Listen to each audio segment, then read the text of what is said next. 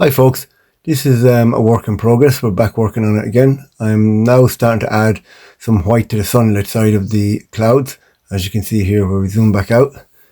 This edge will be where most of the sun will be coming from. So I'm using titanium white with a small bit of grey in it here.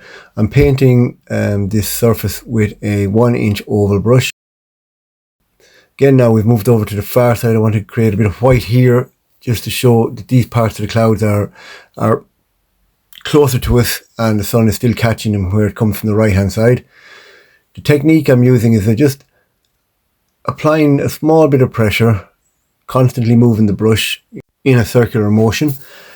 The main part of my technique for the clouds in particular is use an oval brush and constant movement and try to create a circular shape or even an oval shape, just in order to give a natural form to the clouds as I paint.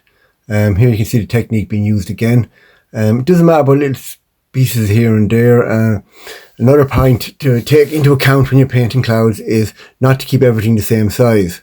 Now I'm going to move on to painting the dark stormy cloud. I had decided to add in the stormy looking cloud, a very dark cloud, rain, maybe a thunderstorm coming, just to create more atmosphere to the painting.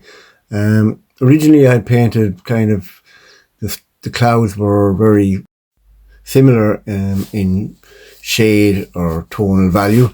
So in this case I wanted to kind of add something a bit more dramatic, as in the thunderstorm approaching or very heavy rain about to come in over the hill, just in the distance. I decided to go with a mixture of Palin's grey, ultramarine blue and a small bit of titanium white. I started with a very dark colour first, and then I've mixing in white as I go along and some other shades, maybe a little bit of blue here and there. Again, I'm relying on the same technique, the constant movement, not trying to get, I don't want too many, how would you say, straight lines or unnatural looking angles or shapes. Everything needs to be very wispy movement. You need movement in it in order to create the illusion of the cloud, of the storm, of the approaching danger. Now I know at the minute it's only starting to build up, so we'll work away on it here. Again, I'm just getting down to where the top of the mountain is. Not too worried really about the mountain, because I will move back to the mountain later stage and paint in there as well, just to give it a bit more texture, etc.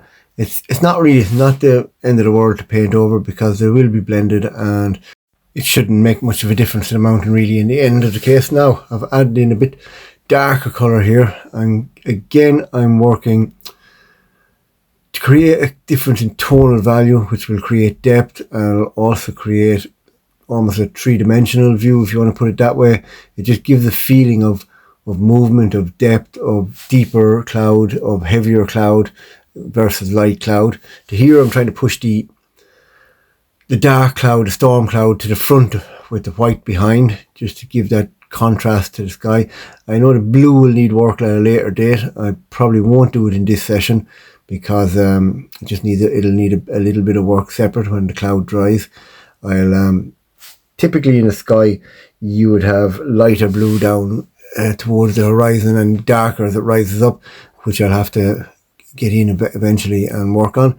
Here again I'm darkening down this side. Again I'm just using that constant motion, that circular motion. It creates these lines and wisps and shadows. Again, I'll point out I'm using the same brush. It's a 1-inch oval wash brush. I find these brilliant for doing clouds. Again, I'm just using three main colours: white, ultramarine blue and Palin's grey. And I'm blending is kind of a wet into wet technique here, on top of what would have been dried. Now I'm adding a bit of stronger white there to try create a bit of sunshine, reflection of the sun on the higher parts of the cloud. I'm going back over here now. I'm going to add in a little bit of more dark there. Just again, you can play around with these things, see what you think, see what feels good. In a lot of cases I paint by eye is what I would try to paint. Sometimes it works and sometimes you have to work and rework to get it right. It's just what you think yourself suits what you're painting. As you can see here, I'm now starting to work on some highlights, etc., just to kind of create that little bit of depth, three-dimensional depth as such to the storm clouds. Here you can see the contrast between the dark and the light. Another important thing you should take into account when you're painting is to be able to step back and look at your painting every now and then, just so you can see what it actually looks like from different distances. Here now I'm working on one of the small little clouds that are in the background. Again, the whole purpose is to create a bit of three-dimensionality to it, a bit of tonal differences, more light towards the top and more of the grey towards the bottom. Here we are again, we're stepping back, having a look. Again, I'm adding in a bit of colour here. I'm just adding the grey off the side cloud. Now that's probably a bit too much, so I'm going to work it back. I'm going to work that in to get it closer to what's in the background. Again, it creates the different shades and tonal values and the different strange, almost abstract shapes to the clouds. Really help to make them look as natural as possible. Here again, working on the highlights, touches of white. Again, if you see kind of semicircles, little wispy marks here and there, it's just a matter of working to what you see and playing around with what's available to you. Some things work brilliantly and some things don't, and sometimes you have to go back and work from scratch again.